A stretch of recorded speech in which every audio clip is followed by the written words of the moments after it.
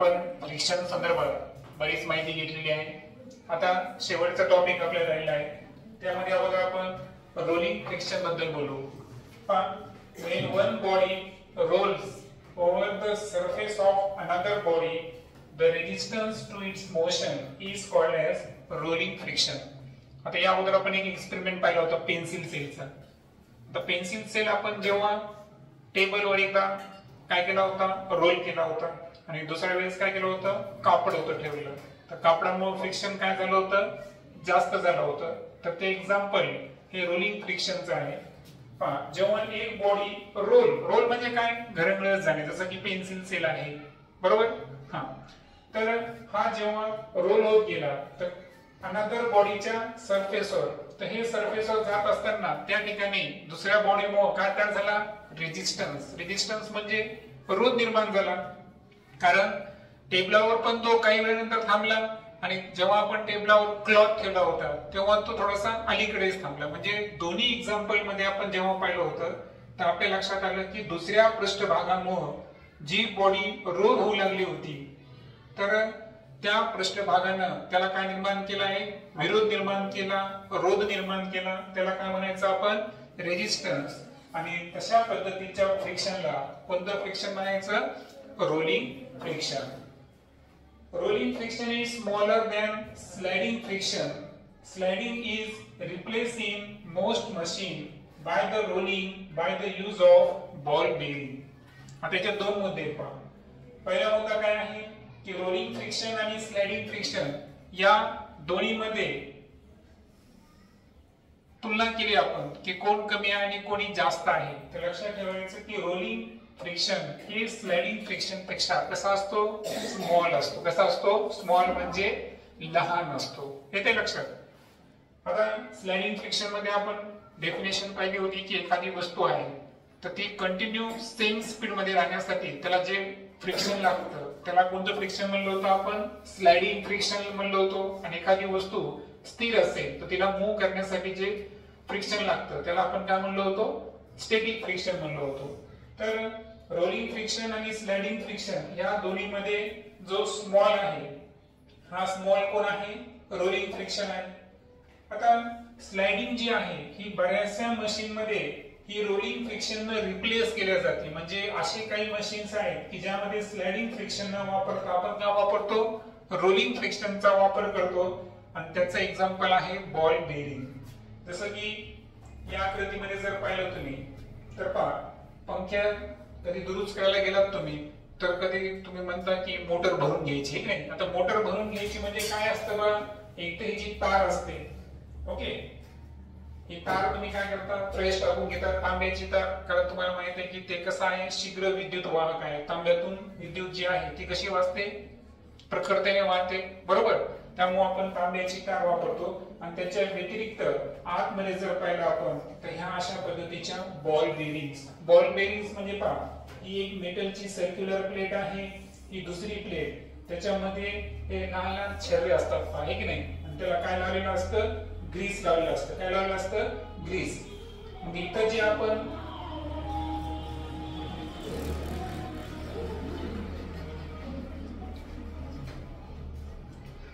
आपण फ्रिक्शन या साधनामध्ये जे वापरलं ते तर आपण स्लाइडिंग फ्रिक्शन वापरलंय का, नाही. तर बॉल बेरिंग मध्ये कोणतं फ्रिक्शन असतं, रोलिंग फ्रिक्शन असतं. कारण जसं आपण एखादी वस्तू रोल डाऊन होते, जसं की पेन्सिल सेल पाहिला होता, तर तशा पद्धतीनं हे बॉल बेरिंग मध्ये सुद्धा लक्षात ठेवायचं कोणतं फ्रिक्शन असतं, कोणतं असतं, रोलिंग फ्रिक्शन असतं. त्यानंतर इथे जर पाहिलं आपण, common example are the use of ball bearings between hubs and the axle of the ceiling. आणि जे सिलिंग फॅन आहे तर त्याच्यामध्ये एक एक्सेल असतो, पहा, हे की नाही, लांब एक लोखंडासारखा दिसेल तुम्हाला. ऍक्च्युअल लोखंडच नसतो तो, अल्युमिनियम वगैरे असतो. आणि त्यानंतर जे हब्स असतात, जसं की आता फिगर मध्ये जर पाहिलं आपण, हे की नाही, तर हा एक्सेल आहे, पहा, मधला, ज्याच्यामुळे पंखा काय होतो, रोटेट होतो. जर तुम्ही वर पाहिलं तर एक मेटलची जी आहे लांब नळी असते, बरोबर आहे का. आणि त्याला ही बॉल बेरिंग काय असते, अटॅच असते. आणि दॅट्स वाय लक्षात ठेवायचं की जी बॉल बेरिंग आहे हे आपण हब्स आणि जे एक्सेल आहे सिलिंगचे तर या दोघांच्या मध्ये आपण त्याचा वापर करत असतो. त्यानंतर शेवटी पाहू आपण फ्लुइड फ्रिक्शन काय आहे. Air exert frictional force on object moving through it. आता पहा, हवेमध्ये जी वस्तू उडत असते, ते पक्षी असू द्या, एरोप्लेन असू द्या, कोणतीही वस्तू जी हवेमध्ये उडत असते तर त्याला सुद्धा काय होतो, हवेचा विरोध होतो. म्हणजे हवेमध्ये कोणतं फोर्स प्रेझेंट आहे, फ्रिक्शनल फोर्स. कारण मी तुम्हाला म्हणलो व्हॅक्यूम आणि एअर याच्यात फरक आहे. व्हॅक्यूम म्हणजे निर्वात पृथ्वी, तिथं काय आहे का, नाही. पण एअर मध्ये जर पाहिलं आपण तर नायट्रोजन आहे, ऑक्सिजन आहे, कार्बन डायऑक्साईड, काही प्रमाणामध्ये निष्क्रिय वायू सुद्धा आहेत, है ना, आर्गॉन, निऑन सारखे. काही प्रमाणात धूळ आहे, डस्ट आहे. म्हणजे वातावरणामध्ये बरेच डेन्स पार्टिकल असतात. म्हणजे हवा जी आहे, तर हवेत जेव्हाही एखादी वस्तू, एखादा ऑब्जेक्ट मूव्ह होत असतो तेव्हा हवा त्याला विरोध करते. कारण हवेमध्ये कोणता फोर्स आहे, फ्रिक्शनल फोर्स. हवेमध्ये नाही, ऍक्च्युअल जेव्हा हवेतून एखादी वस्तू ट्रॅव्हल करते तर त्यावर हवेकडून हा फ्रिक्शनल फोर्स लावला जातो. Similarly water and other liquid exert force of friction when objects move through them. आपण या अगोदर काय पाहिलं आहे,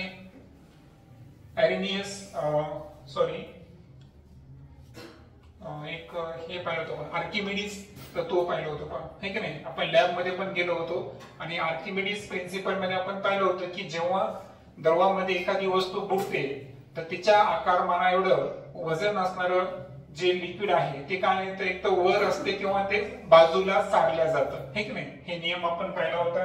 आणि त्यावेळेस आपण पाहिलं होतं की त्या लिक्विड मध्ये कोणतं बल होतं, प्लावक बल. कोणतं होतं, प्लावक बल, ज्याला आपण बियॉन्ड फोर्स म्हणलो होतो. आणि ते ग्रॅव्हिटीच्या अपोजिट डायरेक्शन मध्ये कार्य करतं असं आपण पाहिलं होतं. तर लक्षात घ्या, जशी हवेनं कोणता फोर्स लावला, फ्रिक्शनल फोर्स, तसंच वॉटर किंवा जे लिक्विड आहे ते सुद्धा काय अप्लाय करतात, एक पद्धतीचा फोर्स ऑफ फ्रिक्शन जे आहे ते ऑब्जेक्टवर लावत असतात. म्हणजे बियॉन्ड फोर्स ही वेगळी संकल्पना आहे ना. पण लक्षात घ्या, जेव्हा वस्तू एखाद्या द्रवातून जाते, पाण्यातून जाते, तर पाण्यामध्ये सुद्धा काय असतो, विरोध असतो, त्याला रेजिस्टन्स असतं. लक्षात आलं. असं नाही की पाण्यात एखादी वस्तू टाकली आणि तिला कोणताच विरोध नाही. कधी कधी पाण्यामध्ये आपण एखादी वस्तू टाकली तर काही त्या वस्तूच्या डेन्सिटीवर डिपेंड असतो की बऱ्याच वेळेस त्याला काय होतं, तिथं विरोध निर्माण होतो, है की नाही.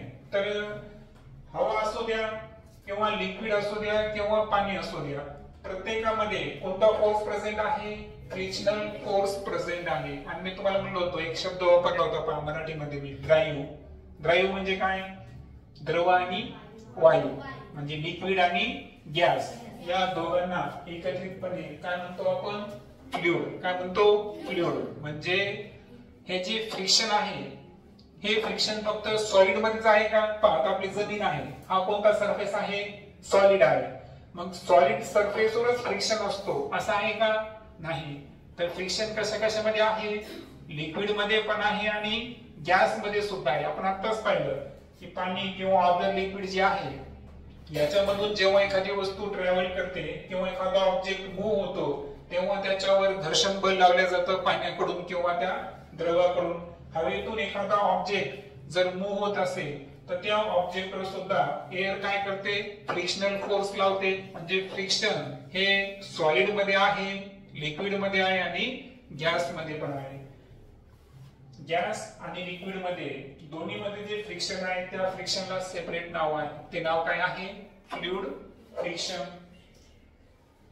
In science, the common name of gas and liquid is fluid. आणि विज्ञानामध्ये जो फ्लुइड शब्द आपण दोन अवस्थेसाठी वापरतो, दोन फिजिकल स्टेट मध्ये असणाऱ्या सबस्टन्स साठी. एक कोण आहे, गॅस, आणि दुसरा आहे लिक्विड, म्हणजे द्रव आणि वायू यांच्यासाठी द्रायू. इंग्रजीमध्ये त्याला काय म्हणायचं, फ्लुइड्स. त्यानंतर इथं तुम्हाला एक बर्ड आणि एरोप्लेन. आता एरोप्लेनची कन्सेप्ट कशी सुचलेली आहे पहा. इथं एक प्रिन्सिपल आहे पहा, बर्नौलीज प्रिन्सिपल. ते इथं आपल्याला होतं आणि पहा, similarity in shape of aeroplane and bird. पहा, बर्डचा आकार आणि एरोप्लेनला जे पाते आहेत म्हणजे त्यावरून जे सायंटिस्ट आहेत त्यांनी रिसर्च केलं की जेव्हा हवेमध्ये एखादी वस्तू ट्रॅव्हल करणार, बरोबर आहे का, तर ट्रॅव्हल करत असताना त्याला हवेमध्ये कोणत्या गोष्टीला समोर जावं लागलं नाही, हवेच्या फ्रिक्शनला. कशाला? हवेच्या फ्रिक्शनला. आणि जर आपण तो फ्रिक्शन कमी केला तर ती वस्तू काय होऊ शकते, सहज उडू शकते. मग त्यांनी पक्ष्यांच्या शरीराची रचनेचा अभ्यास केला की समोरून कितीही जोराची हवा असेल, हवेचा रोध असेल, पण त्या रोधाला कमी करण्यासाठी पंखांचा आकार कशा पद्धतीने आहे, समोरचं टोक जे पाहिलं पक्ष्यांचं हे थोडस निमुळतं गेलं आहे. त्यानंतर एअर जी आहे ही सहज त्याच्या वरून आणि खालून काय होऊ शकते, पास होऊ शकते, ज्याच्यामुळे हवा त्याला दूर लोटणार नाही. बरोबर आहे का? आता बऱ्याच वेळेस असतो पहा की आपण गाडीवर जास्त स्पीडने ट्रॅव्हल करायलो आणि समोरून वारा आलं तर आपल्याला काय होतं बरं, हल्ल्यासारखं होतं ना. बरोबर आहे का? कारण आपली स्पीड, समोरून एक तर वारं सुरू आहे आणि त्याच्या आपण विरुद्ध दिशेने जातो, म्हणजे ती दोन्ही स्पीड काय होतात, एकमेकांमध्ये काय होतात माहिती का, ऍड होतात. सोपं उदाहरण सांगतो. समोरून वारा आहे 40च्या स्पीडनं, कितीनं, 40 किलोमीटर प्रति तास, आणि आपली मोटरसायकल चालली 80च्या स्पीडनं, कितीनं, 80 किलोमीटर प्रति तास. तर लक्षात घ्या हे दोन्ही कोणत्या बाजूला आहे, विरुद्ध बाजूला आहे. मग अशा वेळेस आपल्याला जी हवा लागते ना ती लागते 120च्या, कशाच्या, 120 किलोमीटर प्रति तासाच्या स्पीडनं आपल्याला हवा लागली. का लागली बरं? कारण हवेची स्पीड तर होती 40 पण आपली स्पीड त्याच्या विरुद्ध बाजूला किती आहे, 80.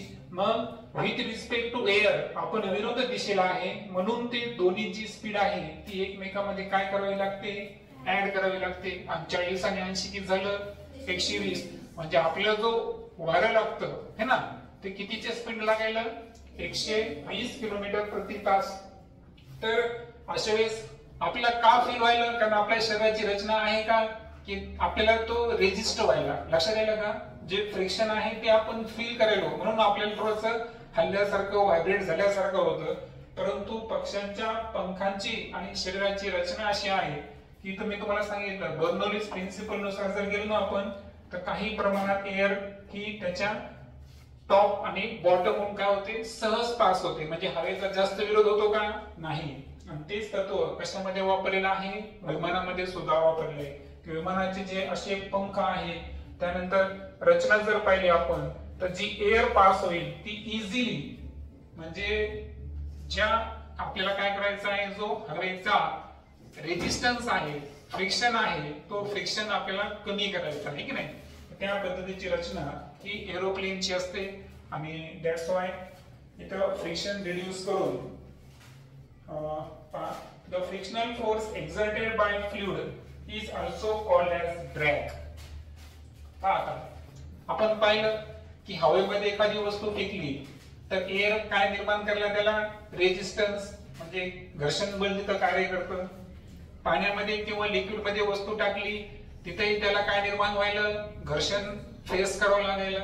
मग हे जे घर्षण लिक्विड किंवा गॅसेस लावायले म्हणजे फ्लुइड कडून जे घर्षण बल लावलं जातं त्याला एक सेपरेट नाव आहे, ते काय आहे, ड्रॅग. काय आहे, ड्रॅग. लक्षात घ्या, हवा किंवा एखादं पाणी असेल, ओके, लिक्विड किंवा गॅस, अर्थातच फ्लुइड कडून जो फ्रिक्शनल फोर्स एखाद्या ऑब्जेक्टवर लावला जाईल त्याला एक सेपरेट नाव आहे, ते नाव काय आहे, drag. The frictional force on an object in a fluid depends on. आता फ्रिक्शनल फोर्स हे कशावर डिपेंड आहे, जेव्हा एखादा ऑब्जेक्ट आहे, ओके, त्या ऑब्जेक्टवर फ्लुइड कडून फ्रिक्शनल फोर्स लावला चालला, तो कशावर डिपेंड आहे. पहिला आहे its speed with respect to the fluid. पहिला आहे की त्या ऑब्जेक्टची फ्लुइडच्या संदर्भात गती किती आहे. पण आता सांगितलं तुम्हाला हवेच्या विरोध मध्ये होतो आपण तेव्हा आपल्याला काय करावं लागलं, ऍड करावं लागलं. आणि तेच हवा ज्या दिशेला आहे त्याच दिशेला आपण चाललो तर जास्त वारं लागतं का आपल्याला, वारं कुठून लागायला, पाठीमागून. ते फील होणार आहे का, नाही, कारण आपली स्पीड त्याच्यापेक्षा जास्त आहे. त्याच्यामुळे लक्षात घ्या की फ्लुइडच्या संदर्भात ऑब्जेक्टची स्पीड किती आहे त्या स्पीडवर काय डिपेंड आहे, फ्रिक्शनल फोर्स. दुसरं शेप ऑफ द ऑब्जेक्ट, ऑब्जेक्टचा आकार कसा आहे त्याच्यावर सुद्धा फ्रिक्शनल फोर्स आहे. पाहता एरोप्लेनचा आकार बर्ड सारखा आहे, म्हणून एअरचं फ्रिक्शन तिथं जास्त आहे का? नाही. आणि तेच शेप जर गोलाकार असेल, शेप जर कसा असेल? गोलाकार असेल. तुम्ही पहा, कार वगैरे पाहिले का तुम्ही? कारचा आकार पहा तुम्ही, कारचं समोर बोनट वगैरे पाहिलं का तुम्ही? तर एअर सहज पास होण्यासाठी असते, म्हणून कारची स्पीड जी आहे ही इतर वाहनांपेक्षा कशी वाटते? आपल्याला थोडीशी जास्त दिसते, बरोबर आहे का? त्याचं रिझन काय आहे? कारण शेपवर सुद्धा डिपेंड आहे. कारण फ्रिक्शन रिड्यूस केलं की स्पीड आपल्याला ऑटोमॅटिक वाढवता येते, त्याची काही अडचण नाही. त्यानंतर नेचर ऑफ द फ्लुइड. मग फ्लुइडचं नेचर कसं आहे? नेचर म्हणजे कसं? आता हवा आणि पाणी. हवेतून समजा आपल्याला हात फिरवायचा आहे, हा, आणि पाण्यातून हात फिरवायचा आहे. जास्त ताकद कुठं लागते बरं? शक्ती कुठं लागते? पाण्यामध्ये. का लागली? कारण फ्लुइड बदललं ना. पाणी जे आहे वॉटर एअर पेक्षा जास्त डेन्सर आहे, लक्षात आलं? घनता जास्त आहे, म्हणून पाण्यामध्ये जेव्हा आपण पोहतो किंवा हात फिरवतो अशा वेळेस जास्त बल लागलं. याचा अर्थ फ्लुइडचं स्वरूप कसं आहे त्याच्यावर पण डिपेंड आहे. मग लक्षात आलं तुम्हाला की एखाद्या ऑब्जेक्टवर फ्लुइड जेव्हा कोणता फोर्स लावतो? फ्रिक्शनल फोर्स लावतो. हा किती गोष्टीवर डिपेंड आहे? 3. पहिल्यांदा त्या ऑब्जेक्टची स्पीड ही फ्लुइडच्या संदर्भात कशी आहे. दुसरं त्या ऑब्जेक्टचा शेप कसा आहे. आणि तिसरं ज्या फ्लुइड मधून तो ऑब्जेक्ट व्हायला त्या फ्लुइडचं नेचर म्हणजे स्वरूप कोणत्या पद्धतीचं आहे. When objects move through fluids, they have to overcome friction acting on them. म्हणजे एखाद्या फ्लुइड मधून जेव्हा एखादी वस्तू ट्रॅव्हल करत असते ना, तेव्हा त्या वस्तूला काय करावं लागतं? त्या फ्लुइड कडून त्याच्यावर जे फ्रिक्शनल फोर्स लावलं जातं त्याच्यावर त्याला काय करावे लागते? मात करावी लागते. पहा आता कॅनल माहिती मला, कॅनल मधून पाणी वाहतं. वाहत्या पाण्याच्या दिशेला पोहताना जास्त एनर्जी लागते का? नाही. पण तेच पाण्याच्या जिकडून पाणी येईल तिच्या विरुद्ध दिशेने जायचं असेल तर काय करावं लागते? जास्त पॉवर लागते, जास्त एनर्जी आपल्याला काय करावं लागते? वेस्ट. जास्त स्पीडने जाऊ शकतो का आपण? नाही, कारण पाण्याचं फ्रिक्शन कसं आहे? जास्त. म्हणजे एखाद्या ऑब्जेक्टची जी स्पीड आहे हे कशावर डिपेंड आहे? फ्रिक्शन, त्याची शेप, त्याची डायरेक्शन है ना, हे सर्वांवर ते डिपेंड आहे. In this process they loss energy. पण तुम्ही कॅनलचे पाण्याचं उदाहरण सांगितलं मी. विरुद्ध बाजूने जास्त पोहलं तर काय होतं? तुम्ही लवकर थकतात, बरोबर आहे का? आणि तेच जिकडं कॅनलचं पाणी वाहिलं तिकडं पोहताना तुम्हाला काही एनर्जी वेस्ट होणार का? नाही. म्हणजे जेव्हा आपण फ्रिक्शन सोबत आपली लढाई असते तेव्हा एनर्जी काय असणार आपली? आपली म्हणजे प्रत्येक ऑब्जेक्टची एनर्जी काय होणार त्या ठिकाणी? लॉस होणार. म्हणजे फ्रिक्शन जे आहे त्याला एवी भूत का म्हणलं? कारण तितका तो पॉवरफुल आहे. तो आपली एनर्जी सुद्धा काय करू शकतो? लॉस करू शकतो. म्हणजे तो आपल्या फायद्याचा पण आहे आणि आपल्या तोट्याचा पण आहे. Efforts are therefore made to minimize friction, so objects are given special shape. म्हणजे आपली वाहनं असतील, स्पेशल उदाहरण घेतलं आपण विमानाचं, बोट, जहाज पाहतो मी ना पाण्यातली, तर त्यांचा सुद्धा आकार अशा पद्धतीचा असतो की जेणेकरून त्यांना फ्लुइडचा फ्रिक्शनल फोर्स, घर्षण बल जे आहे त्याचा सामना करावा लागेल का? नाही. फ्रिक्शनल फोर्स कमीत कमी करण्यासाठी ऑब्जेक्टचा शेप जो आहे तो कसा पाहिजे? स्पेशल पाहिजे. Birds and fishes have to move about in fluids all the time. आता मासे तर सतत पाण्यात पोहत असतात, बरोबर आहे का? म्हणजे त्यांचा शेप कसा आहे की पाण्यामध्ये त्यांच्या शरीराचा आकार जर पाहिला तर पहा तुम्ही थोडस निमुळत आहे, बरोबर आहे का? समोर असं टोकदार असतं, मग त्याच्यामुळे काय होतं की पाणी लगेच बाजूला सारलं जातं. म्हणजे याचा अर्थ त्यांचा शेप असा आहे की त्यांच्यावर पाण्याच्या फ्रिक्शनल फोर्सचा जास्त परिणाम होतो का? नाही. Their bodies must have evolved to shape which would make them less much energy overcoming friction. आता पहा आपण इव्होल्युशन बघणार आहे बघा पुढं, म्हणजे आपली उत्क्रांती कशी झाली. जसं की जलचर प्राणी जे तयार झाले ना ते एकाएकी तयार झाले का? नाही. आणि तयार झाल्यानंतर त्यांच्यामध्ये काही बदल होत गेले, त्याला इव्होल्युशन म्हणतात. काय म्हणतात? इव्होल्युशन. म्हणजे मासा जो आहे ह्यानं असं रूप का धारण केलं? कारण टप्प्याटप्प्याने त्याच्यामध्ये मॉडिफिकेशन. पहा पुढे चार्ल्स डार्विनची थिअरी आहे तुम्हाला, struggle for existence, principle of natural selection, याच्यामुळे तुम्हाला अभ्यास करायचा आहे पुढच्या वर्षी की हे जे मासे आहेत तर यांना इव्होल्युशनमुळे यांनी एक स्पेशल शेप अक्वायर केला आहे आणि या स्पेशल शेपमुळे पाण्यामध्ये त्यांना जास्त एनर्जी वेस्ट करावी लागते का? Loss less energy. All vehicles are design to have shape which reduce fluid friction.